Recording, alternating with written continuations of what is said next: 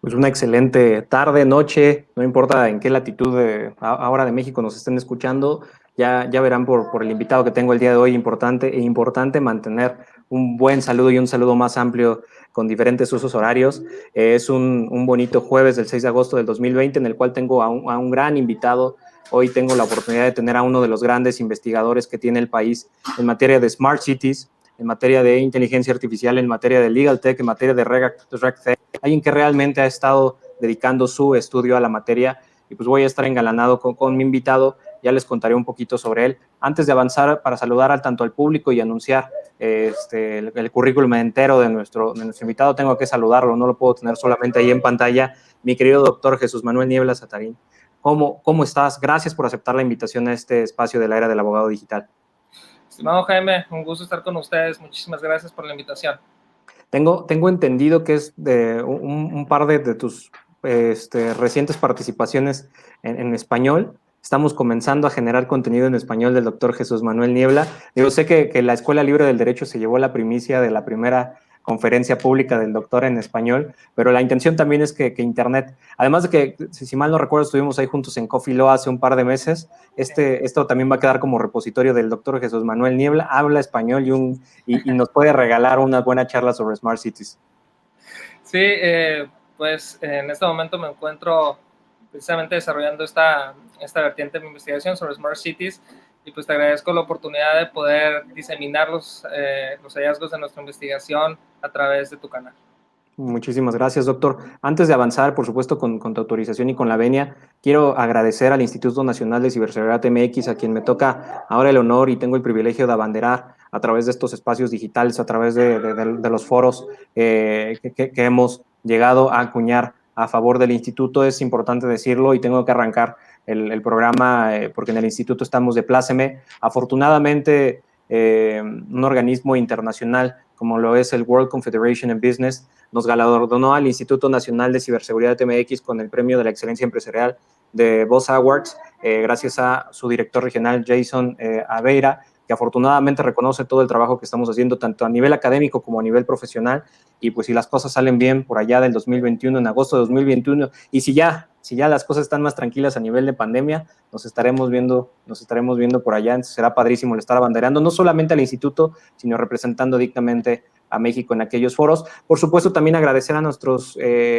radioescuchas y cibernautas que de manera categórica y cada jueves de manera solemne, respetuosa, están con nosotros acompañándonos en este espacio de la era del abogado digital, conducido por su servidor. Ya saben que cualquier comentario que quieran hacerle a nuestro doctor, a nuestro invitado del día de hoy, el doctor Jesús Manuel Niebla, lo pueden hacer en vivo, lo pueden hacer a través de la plataforma de Facebook, a través de las redes sociales, y lo comenzaremos a subir en vivo a través de nuestras pantallas y verán su comentario en vivo. Muchísimas gracias que se conecten a cada uno de estos espacios. Y pues para avanzar y darle completamente micrófonos y cámaras al doctor Jesús Manuel Niebla, si me permites voy a dar una muy breve lectura de tu síntesis curricular para ya comenzar y entrar de lleno con la exposición. Pues bueno, ¿quién es el doctor Jesús Manuel Niebla para aquellos que no lo conocen?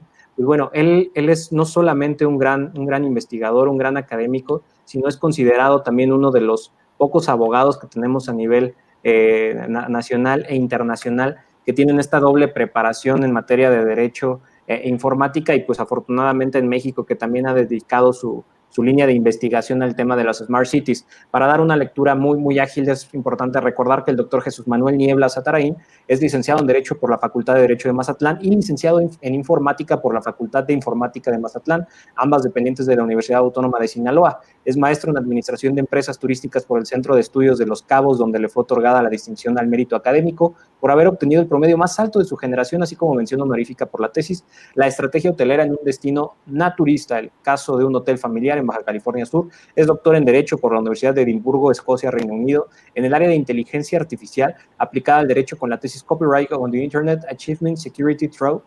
Electronic Device and Artificial Intelligence Approach. Su área de investigación radica principalmente en la convergencia entre el derecho y la ciencia computacional, analizando el impacto de la tecnología en el marco normativo, particularmente desde la perspectiva de la inteligencia artificial. Dentro de esta misma perspectiva, desarrolla los temas de contratos inteligentes, lo que conocemos como smart contracts, propiedad intelectual y protección de datos personales. Ha realizado distintas estancias de investigación tanto en México, en Reino Unido, Francia, Italia, Austria. Asimismo, ha impartido cátedra a nivel licenciatura en la Universidad Autónoma de Baja California y en la Escuela Libre de Derecho como profesor visitante. Ha sido catedrático a nivel de maestría en el LLM, Innovación, Tecnología y Derecho de la Universidad de Edimburgo, así como la Universidad Autónoma de Baja California, en la maestría de Gestión de Tecnologías de la Información y la Comunicación. ¿Y quién es actualmente mi invitado? Pues actualmente es profesor investigador de la Facultad de Derecho de Mazatlán, dependiente, por supuesto, ya lo había dicho, de la Universidad Autónoma de Sinaloa, donde actualmente imparte cátedra y está adscrito como coordinador en investigación y posgrado. Y esto, insisto, nada más es una breve lectura a su síntesis curricular, porque podría pasarme por lo menos otros 30 minutos hablando específicamente de su línea de investigación sobre sus tesis. Tengo que invitarte en otra ocasión, por supuesto, a que nos hables específicamente de inteligencia artificial, que nos hables específicamente de smart contracts, y por qué no, hasta que nos dejes una charla también en inglés en algún momento, mi querido doctor, para aprovechar la amplia experiencia que tienes. Pero este programa lo tengo que arrancar ya sobre estos smart cities, sobre un punto en el cual también he tenido contacto con tu línea de investigación, también lo llegué a escuchar justo en aquella charla de la Escuela Libre de Derecho, y me gustaría arrancar justo con una pregunta fundamental dentro de la construcción de nuestro programa del día de hoy. ¿Cómo surgen las Smart Cities? Y por supuesto, si nos permitirías también entender un poquito el contexto para aquellos que no están tan familiarizados, ¿qué son las Smart Cities, doctor? Bueno, el término Smart Cities lo podemos abordar desde varias perspectivas. El primero, desde el urbanismo tradicional, el cual señala que los entornos de las ciudades tienden a evolucionar conforme naturalmente se dan cambios sociales y estructurales dentro de estas. Sin embargo, dichos cambios estructurales muchas veces vienen acompañados con una demanda o incluso sobredemanda de servicios públicos y la calidad inherente a estos. Una de las propuestas para solucionar precisamente este escenario radica en la utilización de tecnología para buscar un manejo eficiente de los recursos públicos disponibles y un mejor aprovechamiento de estos. Es en este momento donde surge precisamente la postura de utilizar no solamente tecnología tradicional, sino tecnología inteligente. De ahí precisamente el término Smart Cities. La cuestión aquí busca analizar precisamente cuál es el rol que tiene el ciudadano, y el ciudadano como tal va a tener un rol preponderante en este enfoque para ver cuáles son precisamente sus necesidades, cuál es su interacción social y de qué manera influye él de manera personal en el consumo de recursos. Doctor Jesús Manuel Niebla Satarín. Disculpa, doctor, por ahí se alcanzó a escuchar el audio de redes sociales, pero seguimos contigo. Sí, bueno, otro punto importante al señalar sobre Smart Cities es que en realidad no existe un enfoque general, no existe una estructura global.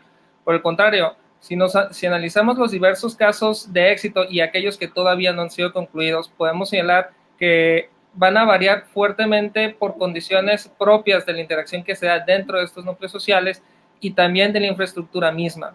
De manera contraria a lo que muchas veces se llega a pensar con respecto a Smart Cities, la dimensión de la ciudad no siempre va a jugar a favor. Al contrario, muchas veces va a ser un elemento el cual va a detener e incluso va a obligar a cambiar o a modificar la estrategia original con la que se tenía pensado desarrollar el entorno inteligente de estos centros urbanos. Lo primero y más importante dentro de las razones que causan lo anterior es que muchas veces nos encontramos con que no hay un nivel cultural homogéneo. Y esto precisamente impide, tan simple como se va a escuchar, que los ciudadanos no utilicen esta tecnología.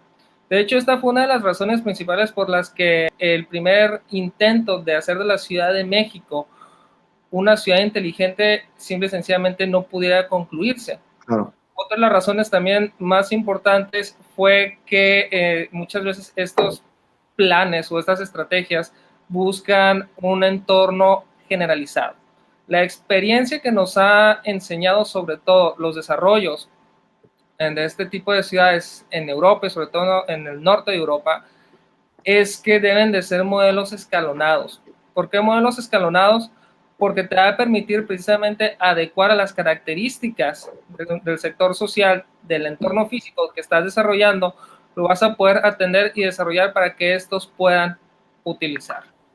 Los pocos casos generales de éxito, que es decir, que el mismo macro plan ha funcionado conforme se diseñó o tuvo muy pocas variantes, se dio precisamente en el norte de Europa, pero porque ellos tienen la característica que sus ciudades son relativamente pequeñas en comparación con otro tipo de urbes. No se digan las latinoamericanas, pero incluso con urbes del tamaño de Londres o incluso de Nueva York. Me gustaría preguntarte, mi querido doctor, porque justo es una de las dudas que surge cuando estamos empezando a estudiar el tema de las Smart Cities, el pensar por qué México está tan alejado de esos procesos. Tiene que ver con dinero, tiene que ver con cultura, tiene que ver con infraestructura. De las pocas con las cuales he tenido acceso tanto jurídico como administrativo, es por ejemplo lo que tenemos en la ciudad inteligente de Tequila. Pero de pronto pasa exactamente lo que me dices, doctor. O sea, la gente llega y se imagina que va a haber robots, que va a haber naves espaciales por todos lados, que va a haber todo sincronizado, que la agave se va a estar cortando solito, que el maestro tequilero ahora es un robot, y no entienden todo el proceso detrás de una Smart City, por supuesto también el costo, los procesos administrativos que hay detrás de ello. ¿Será entonces que por eso fracasa, como no se ve, como no todo es visible al ojo del cliente final, a favor del ciudadano? ¿Será por eso que no hayan prosperado tanto en México? Bueno, de entrada sí es una cuestión de dinero, de inversión, pero también hay que entender que cada ciudad tiene objetivos y necesidades distintos. En el caso de Tequila, y de hecho Tequila no necesariamente lo pudiéramos tomar como ejemplo de un proyecto fallido, sino de un enfoque distinto, más bien lo vería yo, porque lo que ellos buscan es un mejor manejo administrativo en cuestiones turísticas, pero son cuestiones que no se ven.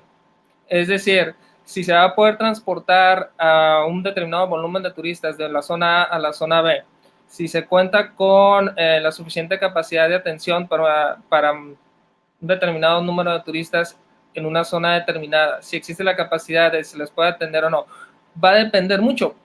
Por ejemplo, en la Ciudad de México no sería un punto preponderante, ¿no? En la Ciudad de México, a mí lo que se me ocurre que pudiera ser sumamente benéfico para la ciudad sería el manejo inteligente del transporte, de las vías de transporte. Una de los puntos más importantes en Nueva York y que impactó y que incluso, como tú bien mencionas, lo pudo sentir la ciudadanía, fue que durante las horas pico los semáforos podían adaptarse conforme se detectara el flujo en el volumen en el tráfico. Y esto se traducía en algo tan relativamente simple como variar el tiempo de las luces. Las luces en verde en las principales avenidas, cuando el flujo era muy grande, podían cambiar desde 45 hasta 120 segundos, permitiendo el flujo constante de vehículos y evitando naturalmente o reduciendo naturalmente embotellamientos. Pero esto va de la mano precisamente con el objetivo que tiene cada centro urbano. El caso de Tequila, digo, a mí se me hace muy interesante porque administrativamente hablando y con respecto a la actividad principal que tienen ellos, además de la agave, que es el turismo, me pareció en su momento un desarrollo adecuado. Perfecto, pues entonces eres de los míos que estamos defendiendo justo este tipo de Smart Cities nacionales, porque de pronto en este estudio, y me ha tocado aproximarme a un par de escritos y de ensayos al respecto, tocan este tema de los Smart Cities como un tema de ciencia ficción, como un tema que está lejano a Latinoamérica, como algo que únicamente vamos a ver en algún momento muy lejano en México, pero realmente se han hecho estos ejercicios interesantes pensando en lograr implementar las Smart Cities al respecto. Te tengo que preguntar esto, mi querido doctor, porque la realidad es que la línea de investigación que tú sigues es complicada, compleja, y pues ahí también a lo mejor la obligada necesidad de que tu investigación y gran parte de tu línea de investigación sean otros idiomas, porque cuánto hemos generado en español al respecto. ¿Por qué hay tan poco? La pregunta es ¿por qué hay tan poco contenido sobre ello? ¿Por qué de pronto estamos tan complicados en español y tener acceso a ello? ¿O me equivoco y nada más he sido flojo y no he querido buscar más allá de lo evidente? No, lo que pasa es que muchas veces lo que es Smart City se maneja mucho desde la perspectiva de datos personales porque naturalmente es el combustible de Smart Cities, sobre todo por la importancia que se le tiene que dar al ciudadano, no solamente en el entendimiento, sino en la participación que va a tener con esta tecnología. En México, pues bueno, estamos comenzando a desarrollar ya cultura jurídica enfocado precisamente en Smart Cities, pero cabe señalar que ya en países del Cono Sur ya cuentan con experiencias y sobre todo acervo jurídico académico con respecto al tema, ¿no? Y uno de los principales países que lo tiene es Brasil, pero Brasil obedece un caso sumamente interesante. Después de las Olimpiadas de Río de Janeiro, lo que se hizo fue heredar la infraestructura que se utilizó para el monitoreo de los Juegos Olímpicos en cuestiones no solamente de servicios, sino de seguridad, y darle un nuevo enfoque para poder comenzar a volver a Río en una ciudad inteligente. Ellos realizaron diferentes enfoques que a mí me parecieron muy interesantes. Por ejemplo, en cuestiones de seguridad pública, cambiaron un enfoque que era básicamente llenar un lugar de policías para el manejo más bien adecuado de las fuerzas públicas que tenían. La idea con esto era crear una policía profesional y que fuera capaz de presentarse en un lugar donde realmente se le requiriera. Ejemplo de esto es que, por ejemplo, si existía un choque de tránsito, se detectaba y nada más enviaba una o dos patrullas a lo sumo, ¿no? Si existía una situación de violencia, se podía ubicar y atender con un mayor número también de oficiales. Esto también lo trasladaron al sector salud y me pareció impresionante y también sumamente interesante que ellos puedan monitorear la capacidad de atención que tenía un hospital en un momento determinado e incluso claro, irlos preparando para recibir la emergencia, perdón, que iban a atender conforme a las características propias que esta demandaba. A mí eso me pareció algo sumamente interesante y que valía la pena precisamente de replicar. Ahora, también otro tipo de cuestiones que, como bien dices tú, no se ven, pero cuentan mucho, que es el manejo de un recurso como el agua. ¿Qué zona consume tanto? ¿Por qué consume tanto? ¿De qué manera consume tanto? Poder detectar el estado del sistema, analizar incluso cuestiones de tomas clandestinas. Todo esto puede precisamente aprovecharse a través del enfoque de Smart Cities para el beneficio de la colectividad. Y creo que este es un punto muy importante que debemos dejar en claro. Smart Cities no es solamente una cuestión de control gubernamental, sino es la apuesta por elevar la calidad de vida de los ciudadanos de una urbe determinada. Hay que hacer énfasis en que la extensión y las condiciones propias de la ciudad en la cual se piensa implementar este enfoque juegan un papel fundamental. Volvemos con el caso de Nueva York. Una de las razones por las cuales el Bronx se volvió a poner, discúlpame la expresión, de moda, es porque fue sujeto a un plan piloto de Smart Cities. Naturalmente en ese momento era cuestiones de seguridad, pero después de cuestiones de seguridad se dio cuestiones de aprovechamiento de espacio público o incluso cuestiones ya de sitios para interacción social. Comenzaron precisamente a, una vez atendidos los elementos de seguridad que hacían falta de atender, una vez que lo hicieron más seguro, se dieron cuenta que lo podían explotar comercialmente y fueron haciéndolo de manera escalonada, y ahorita el Bronx ya no es el Bronx que nosotros estamos acostumbrados a escuchar en películas, por ejemplo. Claro. Y doctor, justo tocando este punto, se anticipa un poco lo que te quería preguntar en relación a la participación de la ciudadanía y también cómo se pueden llegar a tener beneficios cuando hablamos justo de Smart Cities. Creo que es importante el preguntar cuál es la importancia de la sociedad civil en el sector público, de las Smart Cities en el sector público, y cuál es la importancia de implementar las mismas. ¿Por qué podemos tener justo un beneficio de que se implementen esas Smart Cities independientemente del grado de complejidad que puede existir?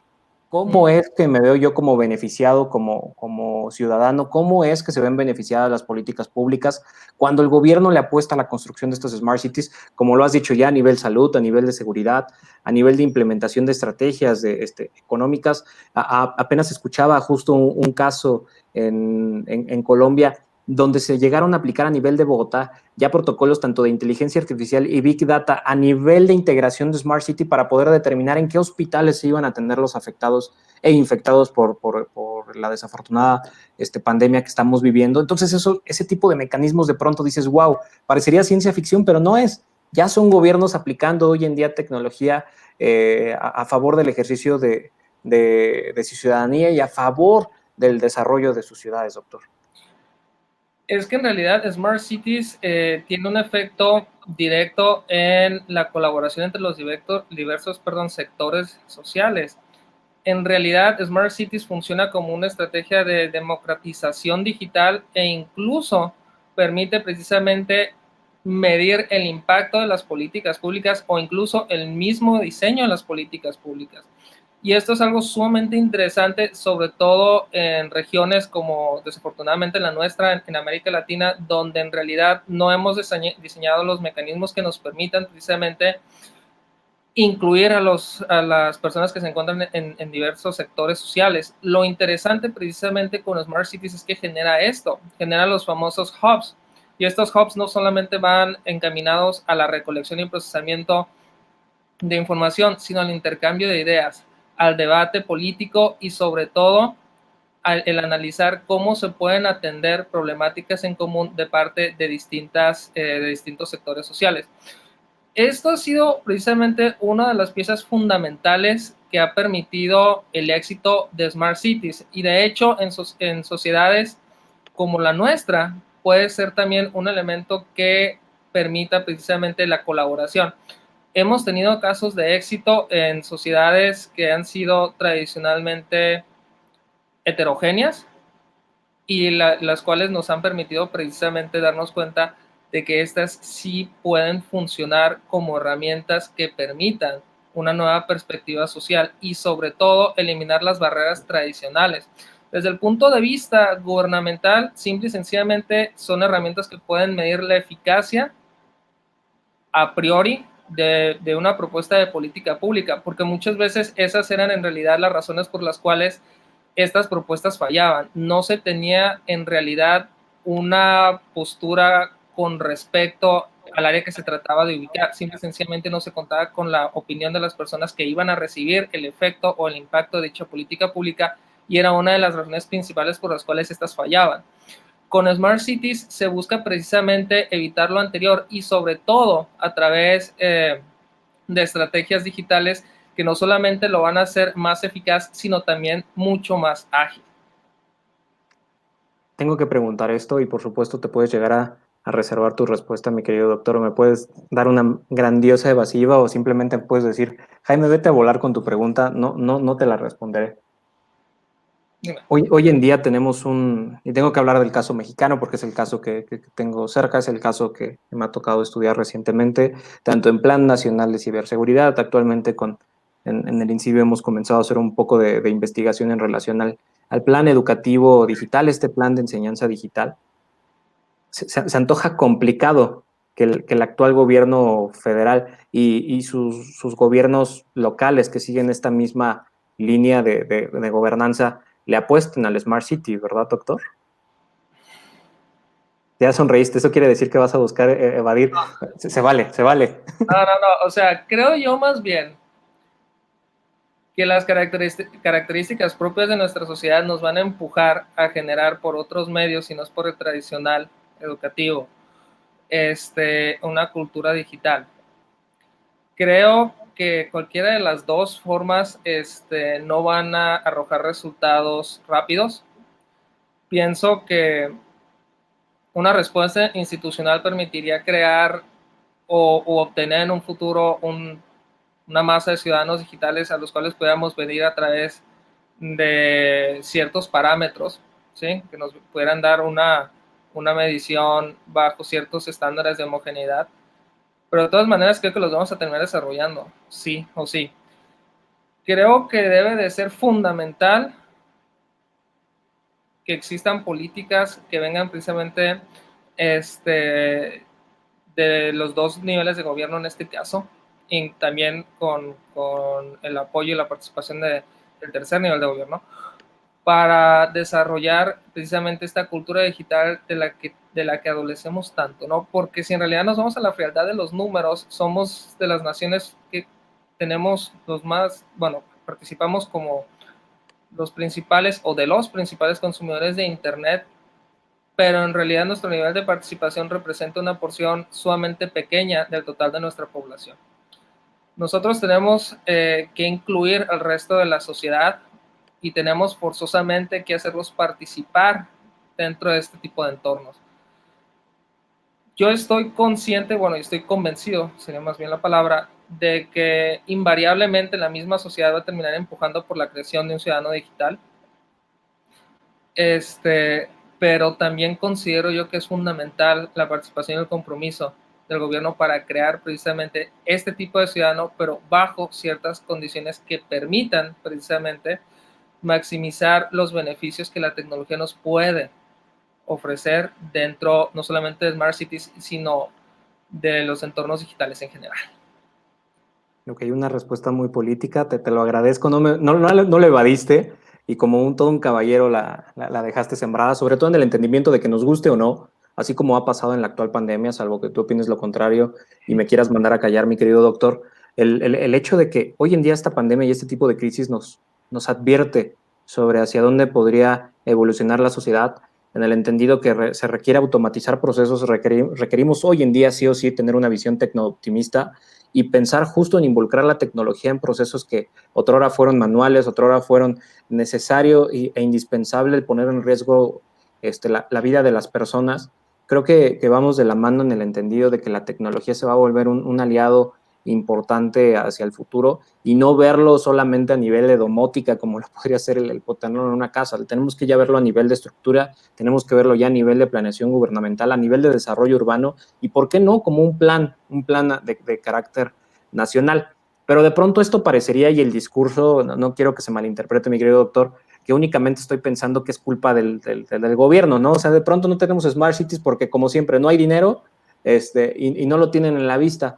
Una de las cosas en las cuales me enfrenté justo cuando me tocó formar parte de aquel equipo de abogados, cuando estuvimos viendo el tema de las Smart Cities, bueno, la Smart City de Tequila, es cómo convencer a la gente de que permitan meter la tecnología, cómo hablarles de estos beneficios, cómo convencerlos sin que piensen que se les está espiando. Porque de pronto, y también si me lo permites decir, una de las cosas que creo que se juzga mucho, por ejemplo, en el caso mexicano, el poner Wi-Fi gratuito en el metro no es una Smart City. A ver, ¿cómo les hacemos entender que eso no es el camino, ¿no? ¿Cómo es este factor de convencimiento y cuál es el rol del ciudadano al momento de pensar en estas Smart Cities, doctor? Muy bueno, en las cuestiones de seguridad siempre va a ser uno de los temas principales al momento de hablar de desarrollos, diseminación, adopción de plataformas digitales, pero también tenemos que entender, ¿sí?, que ningún desarrollo tecnológico, eso va encaminado sobre todo para los potenciales consumidores de este tipo de bienes y servicios, que si bien es cierto de que pueden ser sujetos de ataques, también es cierto de que existen mecanismos que brindan niveles adecuados de protección, que les puede permitir a ellos utilizar esta tecnología, seguir protocolos de seguridad y minimizar en medida de lo posible la posibilidad, valga la redundancia, de ser víctimas de este tipo de ataques. Pero mira, también, y creo que tú vas a coincidir con esto que voy a decir. Muchas veces, si nos vamos a lo que ha sucedido, inclusive hace relativamente poco, cuando existen problemas de infraestructura de seguridad, muchas veces estos se atienden a falta de cultura de parte de las personas que tienden a interactuar con este tipo de plataformas, ¿no? Clásico, que deja anotada, desde algo tan burdo como el que deja anotada su password para entrar al servidor, otros que no actualizan el firewall, otros que no siguen los protocolos establecidos, otros que acceden desde computadoras de las cuales no deben de acceder a sitios públicos, ¿no? Yo siento que debe de haber, primero, disposición de las partes.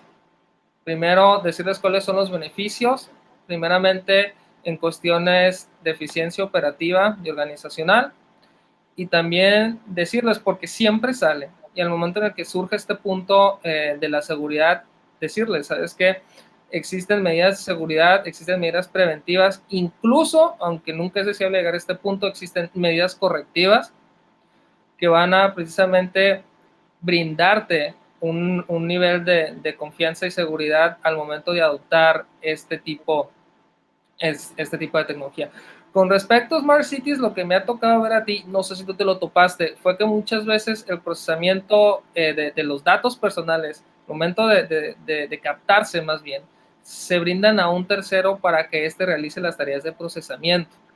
Y esto en realidad es una cuestión que se hereda de la infraestructura misma del Internet de las cosas. Ese es uno de los puntos que a mí sí me han dicho y yo sí he tratado de decir, bueno, de entrada es una cuestión de capacidad operativa y derivado también del funcionamiento mismo del Big Data, pero no significa que esto en realidad esté poniendo en riesgo la integridad de los datos que tú estás capturando o que se está capturando a través de tus dispositivos, si se siguen los protocolos de selección de ese tercero que va a realizar precisamente esas tareas. Yo siento que también existe, y para esto y con esto sobre este punto, la necesidad también de brindarle el conocimiento necesario a quienes van a adoptar esta tecnología para que puedan entender cómo funcionan, los riesgos inherentes que hay, pero cómo pueden enfrentarse también y sobre todo disminuirse. Ok. Y eso, perdóname que la pregunta sea tan burda, pero eso realmente tampoco está tan claro ni a nivel gubernamental ni a nivel ciudadano.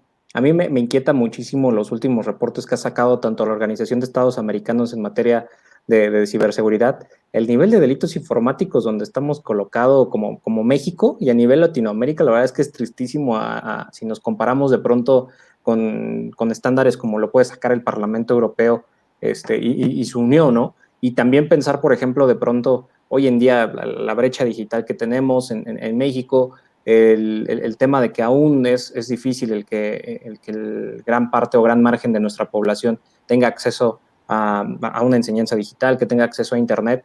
Y no me voy tan lejos, doctor. En época de pandemia, ¿cómo ha crecido la ciberdelincuencia o los delitos informáticos? Pues esto se ha explotado. Esto, más que defensa, estas Smart Cities parecerían ser como señales de alarma para que México deje de intentarlo. ¿No es el camino y que mejor regresemos a hacerlo más rudimentario? ¿O tiene que ser una señal de alarma para decir, tienes que hacerlo y tienes que hacerlo mejor? Definitivamente es la segunda postura que mencionaste, ¿no? No podemos retroceder de ninguna manera, no solamente por este tipo de cuestiones, sino por nuestra capacidad. México tiene una capacidad impresionante en cuestiones de desarrollo de tecnología digital. Debemos de aprovecharla, pero al mismo tiempo, y es una cuestión que yo he sentido, no sé si en tu experiencia también lo hayas vivido, que muchas veces al momento del desarrollo de implementaciones o de plataformas digitales, la cooperación con el sector jurídico se deja una cuestión secundaria y se presenta o se le pide la opinión al experto jurídico ya que está desarrollado el software. O sea, no debe de ser así. Y esto, puesto que los desarrolladores operan bajo el principio de eficiencia operativa, o sea, ¿cómo puedo captar? ¿Cuánto puedo captar y qué puedo hacer con lo captado? Nunca se ponen a preguntarse si pueden captar los datos que acaban de detectar, si lo que están haciendo no va contra la ley y si van contra la ley, cuáles son las consecuencias que esto puede generar para ellos. Yo soy un ferviente creyente en que debe de existir una cooperación directa entre los desarrolladores y el sector jurídico para crear lo que se conoce como Law Compliant Technology o tecnología que opere conforme a la ley. Si bien es cierto que se va a terminar disminuyendo en cierto grado la capacidad operativa de estos dispositivos, bien vale el costo de evitarte precisamente posibles sanciones jurídicas. Y esto también va de la mano con la necesidad de cooperar más con los departamentos o las fuerzas encargadas, las fuerzas de seguridad, perdón, encargadas de perseguir precisamente estos delitos. Ya hay que tomar en cuenta que uno de los grandes problemas de los delitos informáticos es el fenómeno de multiplicidad. O sea, un delito se puede replicar 1000 veces, ¿no? Que es precisamente el ejemplo clásico del hacker que roba un peso de 1 millón de cuentas. O sea, al final del día, el impacto de lo robado no depende del hecho en sí, sino del número de veces que se realizó. Yo siento que ahí para el desarrollo de estrategias que puedan precisamente aminorar y prevenir, bueno, primero prevenir y después aminorar, el efecto de este tipo de actos, debe de existir una colaboración a priori en la etapa de diseño entre el sector tecnológico y el sector jurídico. Que la realidad es una mezcla multidisciplinaria muy compleja. Digo, por eso lo anunciaba inicialmente. Tengo el placer de conocer a expertos como lo es el doctor Oscar Manuel Ira Arteaga, que además de su formación como doctor en Derecho, como académico jurídico, él inició su vida como informático y de esa manera ha buscado esa mezcla multidisciplinaria. Tú eres el otro caso por el cual yo me convertí en tu fiel seguidor. Unos meses antes de conocerte en la Escuela Libre de Derecho ya había leído un poco de lo que hacías, doctor, y en la Escuela Libre del Derecho tenía que escuchar al doctor Niebla. ¿Por qué? Porque él trae justo esta mezcla multidisciplinaria y es algo que he venido yo platicando en distintos foros, inclusive he platicado de ello en el aula. Basta también el tema del abogado ególatra y soberbio que piensa que puede resolver solo el tema. De pronto nos enfrentamos a un concepto como el Smart City. El abogado sí o sí tiene una participación, pero secundaria. No podemos disponer de ellos. Por supuesto, es importante tener un abogado en la construcción de estos procesos, en la construcción de un programa, como bien dices, en la construcción, inclusive de ver si yo dentro de mi flujograma, dentro de mi árbol de decisión, tengo distintos what ifs, pero si un what if me va a generar una consecuencia de derecho, tengo que preguntarle al abogado si yo lo dejo configurado de esa manera. Entonces, de pronto, esa mezcla multidisciplinaria hoy en día parecería que se vuelve más importante que nunca, ¿no? A lo mejor tener expertos preparados como tu persona, y no se trata únicamente de arrojarte flores, doctor, pero de pronto es, creo que, importante el empezar a mezclar estas ciencias y, ¿por qué no?, empezar a formar programadores con nociones jurídicas o abogados con nociones de programación. No necesitamos formar a un abogado experto en Python, ¿no? Pero sí sería importante el que entienda cómo se está programando, qué es un código de programación y cómo funciona un árbol de decisión. Y al programador explicarle las probables consecuencias de derecho, creo que se volvería un mecanismo en el cual nos pueden llegar a brindar un lenguaje amigable que permitiría que estas ciencias, que hoy en día yo las veo como ciencias hermanas, comencemos a trabajar juntos. Sí, y de hecho ese debe de ser el paradigma del abogado, no en este siglo, sino ya en este año, ¿no? Creo yo, por el desarrollo y la cada vez mayor diseminación y adopción de la tecnología digital. De hecho, eso tú que acabas de mencionar sucedió en Glasgow, en Escocia, cuando se presentó el proyecto de Smart Cities. Sí, se presentó, se dijo cómo iban a interactuar los dispositivos con las personas, cuál era el rol de la ciudadanía, cuál era el volumen proyectado de captación de datos, qué se iba a hacer con él, cuál era el rol de las entidades públicas que estaban interviniendo en el proyecto, hasta que una académica, Lilian Edwards, levantó la mano y les dijo, bueno, los felicito, me parece un proyecto sumamente interesante y creo fervientemente en él, pero ¿qué va a pasar con los datos personales? O sea, ¿cómo lo van a procesar? Porque tú lo estás manejando de esta forma y no es como se debe manejar. Aquí no se habla de consentimiento, no hay discriminación entre datos personales y datos personales sensibles. O sea, ¿cómo lo vas a manejar tú? Incluso también me tocó, y eso me pareció sumamente interesante y hasta cierto punto, bueno, te quedas tú, tal vez puede haber sido un buen proyecto. Se desarrolló una app que se suponía se activaba precisamente con detectando ciertos signos vitales del usuario. La idea era que fuera como un botón de emergencia a través de un smartphone, el cual, si se presionaba de cierta forma o por un tiempo determinado, iba a generar una señal a través de su GPS solicitando la presencia de una patrulla. Pues sí se presentó, sí fue recibido de manera positiva, pero sucedió lo mismo. O sea, ¿qué va a pasar con todos esos datos, que estos sí son todos sensibles? ¿Sí? ¿Cómo los vas a procesar? Y de hecho, si se dijo en su momento, bueno, es que tratarlos como datos sensibles en realidad va a ser de la app que sea más lenta y que se puede perder tiempo imprescindible. Entonces ahí ya tú te quedas, ¿no? Bueno, es que en realidad falta ahí un poquito de colaboración, falta que alguien te lo hubiera dicho antes, porque en realidad la utilización de este dispositivo va en contra de la ley. Y es una situación que nos vamos a comenzar a dar cuenta y a topárnosla cada vez más seguido. Sin embargo, sí existen estrategias encaminadas a esto y que yo he tenido la oportunidad de trabajar con ellas, como es, y tú lo debes de conocer bien, el principio de privacidad por diseño, que no es otra cosa que son parámetros preestablecidos, que son sugerencias que se le hace al sector público a desarrolladores para el tratamiento de este tipo de información. Lo propuso Anne Kubiak en Canadá, y lo interesante de esto es que logró esa famosa compatibilidad tan deseada entre la capacidad y eficiencia operativa, y precisamente que la operación de estos dispositivos refleje lo establecido con la ley. Naturalmente, cada escenario va a tener diferentes requisitos y va a tener diferentes necesidades.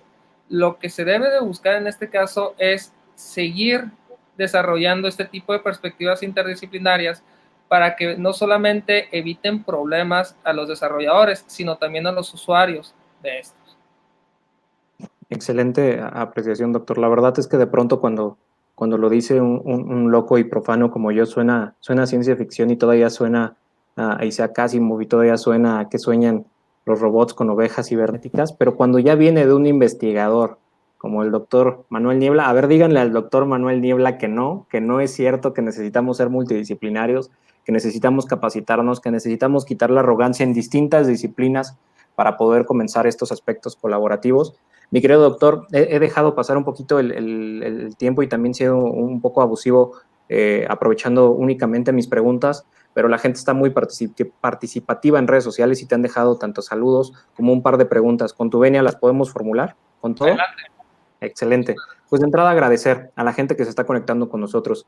Mi querida abogada Luz María Paz Vega es una abogada que se conecta programa tras programa de manera solemne, está con nosotros apoyándonos. No me queda más que mandarle un enorme abrazo digital por siempre estar con nosotros. Muchísimas gracias, abogada. También el querido doctor Marco Antonio León Fernández, uno de los catedráticos más reconocidos y de mejor trayectoria y reputación que tiene la Facultad de Derecho de la Barra Nacional de Abogados. También un académico comprometido con el mantenerse actualizado, se mantiene en constante aprendizaje.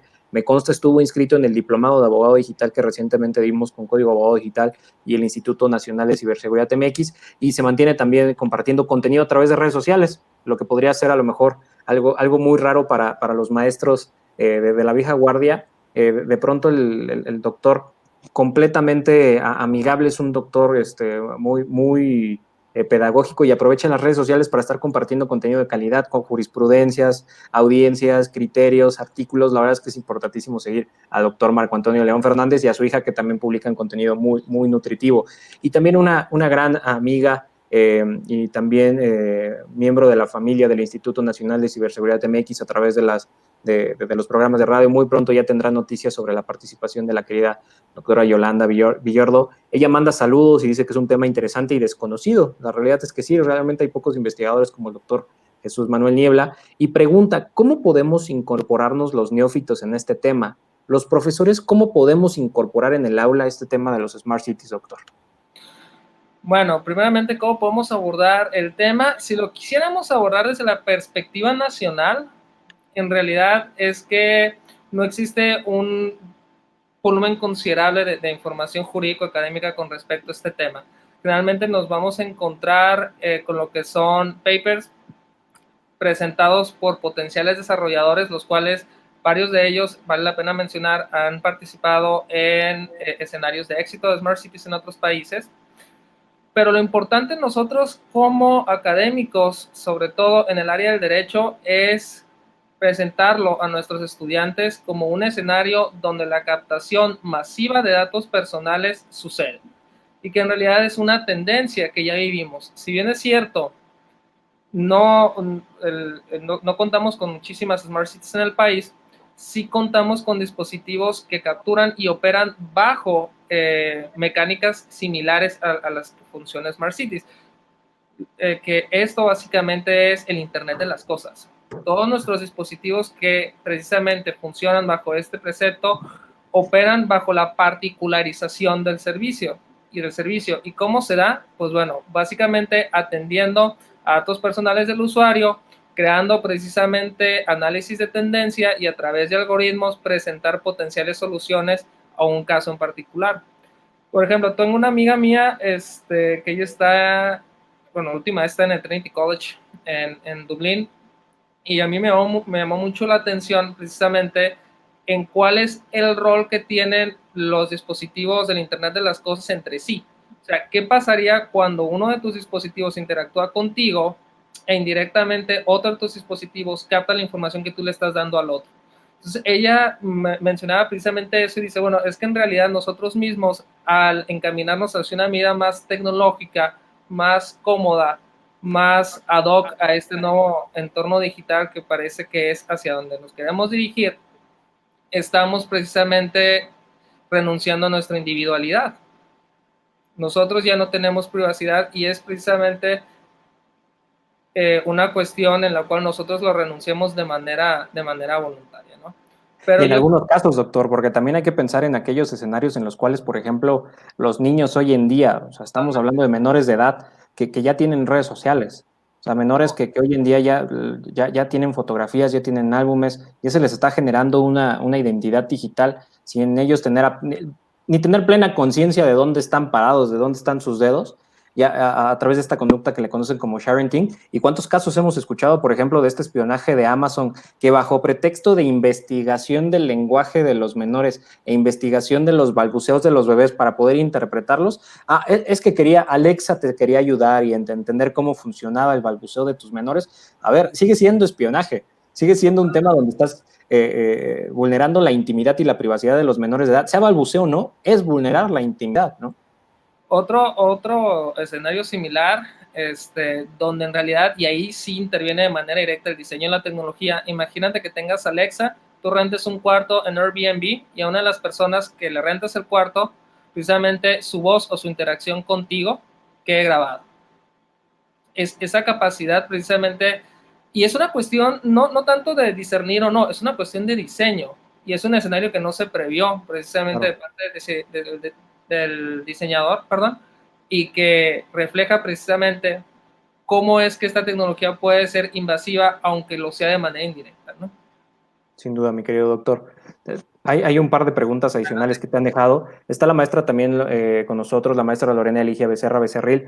También, y debo de agradecerlo con corazón, lo tengo que agradecer públicamente, también cada programa, independientemente de dónde esté ella, esté dando clases, esté en conferencia, está teniendo cliente, está con nosotros y nos dejó un muy bonito comentario para el doctor. Siempre a la vanguardia en temas de los que debemos estar mejor y más informados, sobre todo en México. Saludos, querido maestro Jaime Díaz Limón, y felicitaciones al doctor Niebla. Muchísimas gracias, querida maestra, que me gusta más cuando me dice jovencito, me gusta más, es como se siente el cariño más que el maestro Jaime Díaz Limón, pero muchísimas gracias por estar conectado, mi querida maestra, y también un gran abogado que también se ha comenzado a formar como abogado digital, sobre todo en materias de propiedad intelectual, mi querido doctor. Carlos A. Moreno nos manda saludos y nos dice que es fundamental este tema, y nos deja una pregunta bastante interesante que creo que ya hemos abordado brevemente en los comentarios que tanto tú de manera adecuada y yo desde mi profana experiencia he preguntado. Para aquellos que van a escuchar esto después en podcast, el abogado Carlos Moreno pregunta, ¿qué opina el doctor sobre el posible vínculo entre casas inteligentes y smart cities? ¿Te imaginas, doctor, de pronto tener una smart city integrada con smart buildings, con Internet of Things, con domótica, de pronto ya tener todo esto automatizado? ¿Es posible este vínculo? De hecho, permíteme decirte a ti y al licenciado Moreno que de hecho las casas inteligentes ya se encuentran incluidas dentro de los diseños de Smart Cities. Ahí ya es una decisión personalísima de cada ciudadano si en realidad desea automatizar ya ambientes que son naturalmente íntimos, porque hay que tomar en cuenta que precisamente este tipo de edificios, al final de cuentas, de construcciones, van a estar diseñados para captar información de su día a día, ¿no? Esto con la finalidad de particularizar los servicios y manejar los recursos domésticos de manera más eficiente. La pregunta aquí es, ¿en realidad vale la pena llegar a este punto? O sea, en realidad se requiere tanto, o sea, el beneficio es tanto. Yo no estoy diciendo que las smart houses, o los smart homes, como lo quieran ver, no deban de ser adoptados, ¿no? Yo sí siento que debe de ser una decisión personalísima y sobre todo que debe de ser tomada desde una perspectiva informada. Que existen beneficios, Claro que hay beneficios. Supongamos una persona en la tercera edad. Naturalmente, para una persona en la tercera edad sería maravilloso, ¿no? Claro, Fundamental. Pero vamos a lo mismo, una familia que tiene niños chiquitos, que los niños estén interactuando precisamente, porque le puedan preguntar al refri si tienen algo que cenar, si la leche ya caducó. O sea, toda esa información que se va a procesar, por lo bajito te va a permitir no solamente conocer los hábitos alimenticios, sino calcular cuántos son los integrantes de la casa, cuáles son sus horas de comida, si comen en familia o no, qué días comen en familia, qué hacen los fines de semana. O sea, toda esa información se puede sesgar. Y es lo que yo siento que la gente debe comenzar a comprender al momento de decidirse adoptar o no esta tecnología. Por eso te digo, yo no puedo decirte que estoy en contra, pero sí debo de decir que debe ser una decisión que se tome muy a conciencia. qué dilema, ¿no? Qué dilema. Y de pronto es la primera vez que escucho en un foro público, digo, sé que ahorita estamos a lo mejor en una charla entre amigos, mi querido doctor, me vas a decir, no, no soy tu amigo Jaime Bueno, en una charla entre colegas, este, pero de pronto es la primera vez que escucho un dilema de esa naturaleza y que es un dilema con rigor académico, es un dilema que merece ser estudiado tanto por ciencia jurídica como ciencias informáticas. ¿Qué tanto vamos a generar ese vínculo? ¿Qué tanto vamos a permitir que sea una decisión voluntaria? ¿Qué tanto vamos a permitir que sea una decisión autónoma o qué tanto lo vamos a imponer? ¿Sí? O sea, que de pronto hoy en día, y me ha tocado verlo, no voy a quemarlo porque aparte es información que todavía se podría considerar confidencial, pero un par de estados que tienen dentro de su plan de desarrollo urbano justo el tener estos smart buildings con smart houses dentro de sus smart cities para venderlo increíble, venderlo en millones y ya tenerlo así, impuesto. Por supuesto que muchos me dirán, pues tú decides si vas a comprar ahí o no, Jaime. Tú decides si vas a querer vivir o no. Sí, pero espérame, esto es sobre los desarrollos modernos, pero los que estén alrededor sí o sí se van a tener que ajustar a esos protocolos y no les estás dando la opción. A lo mejor si lo sabes vender bien, a nivel de ventas, ya no a nivel ni jurídico ni informático, pues la gente va a estar feliz, pero les estás avisando sobre las consecuencias. ¿Quieres que se enteren de las consecuencias? Y ese es en realidad el dilema. Este, por eso creo yo, y como tú bien lo mencionaste hace un momento, la necesidad de forjar precisamente esa cultura digital que permita brindar a la ciudadanía la capacidad para comprender cuál es el impacto de la adopción de estas tecnologías. Por más que se pueda decir, son inversiones de millones que están sesgadas para un sector muy pequeño de la sociedad, aún así. Porque en realidad vamos a comenzar a darnos cuenta que este tipo de tecnología se va a hacer más y más frecuente, sobre todo para cuestiones de edificios públicos, procedimientos públicos y demás. ¿Por qué? Por cuestiones de eficiencia, ¿no? Y Claro. la cuestión es que necesitamos precisamente que la gente pueda comprender cómo funcionan, cuáles son los beneficios y sobre todo cuáles pueden ser los potenciales riesgos de interactuar con esta tecnología cuando no conocemos lo que en realidad puede suceder. Wow, la verdad es que me has volado la cabeza nada más con esa reflexión y ese dilema. Debo confesar algo públicamente y es la primera vez que lo haré en presencia del maestro, del estudioso de los Smart Cities. Justo cuando estaba en proceso de revisión de mi primer libro como autor, mi querido doctor, justo el de abogado digital, había un capítulo dedicado a Smart Cities. Cuando empecé a redactar sobre temas de Big Data, estaba el capítulo de inteligencia artificial y mi editor me dijo, oye, como que ya estás a punto de llegar a Smart Cities, pues ya mete un capítulo, ¿no? Le dije, no, no tienes idea del caos teórico y práctico que puede ser que yo me trate de meter en el concepto de Smart Cities. Fue justo cuando comencé a leer de ti, doctor, antes de conocerte en persona, de descubrir lo que has escrito al respecto. Al menos lo que está público, ya después nos dirás, bueno, cerrando el programa nos dirás dónde podemos conocer un poquito más de tu investigación, pero es todo un reto hablar de esto y entender los dilemas, tanto de moral, los dilemas tecnológicos y los dilemas jurídicos que pueden llegar a existir. Y justo en ese sentido, una de las abogadas que nos escucha de manera solemne, como ya te lo he dicho, la maestra Luz María Paz Vega, nos pregunta, bueno, te pregunta, doctor, ¿el poco desarrollo de los Smart Cities será más por ignorancia o por desconfianza? O ninguno de esos factores, claro está. Bueno, es que depende de la arista en la que lo puedas llegar a ver. Como les mencioné, uno de los principales factores que influyen en el éxito de una Smart City es el nivel cultural digital de la sociedad en la que se va a implementar. Eso fue una de las experiencias que se tuvo con ese primer plan piloto de la Ciudad de México.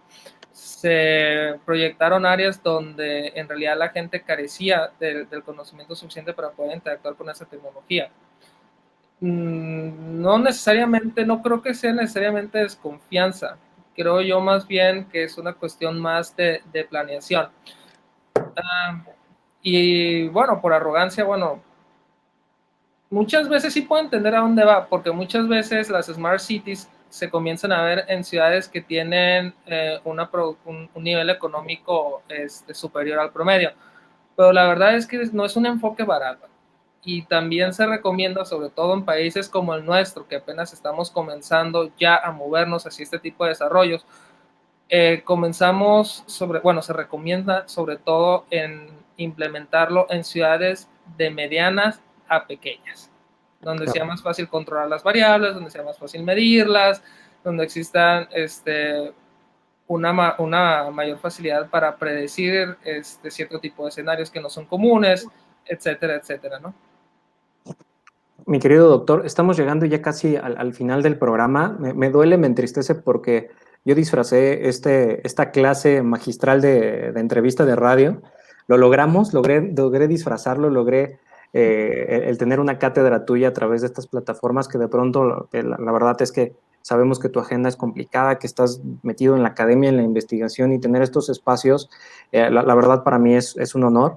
Sin embargo, pues me gustaría antes de cerrar el programa, si nos podrías regalar alguna reflexión final, así como tus redes sociales y por supuesto agradecer a todos y cada uno de los que nos están escuchando en vivo. Muchísimas gracias. Recuerden que este programa, La Era del Abogado Digital, es un programa del Instituto Nacional de Ciberseguridad MX. Muchísimas gracias a la confianza de sus fundadores, así como cada uno de los miembros del equipo. Muchísimas gracias también a Tlaí Bermejo, que es ahora nuestra directora de comunicación. Muchísimas gracias a nuestro vicepresidente Luis Vázquez, a nuestro secretario general Carlos Alexis Pereira Cosío, así como a nuestra tesorera Nancy Duarte por permitir que este programa se desarrolle de manera tradicional. Y tengo que agradecer a cada uno de ustedes que se conectan de manera religiosa, solemne y digitalmente a cada uno de estos espacios cada jueves, porque si no se conectan ustedes el jueves, nada más seríamos aquí un par de amigos, colegas y académicos platicando. Gracias a ustedes esta charla se vuelve un buen programa de radio, se vuelve una muy buena conferencia y un repositorio que vale la pena después inclusive colocar en Spotify, porque recuerden que la era del abogado digital está por lo menos disponible,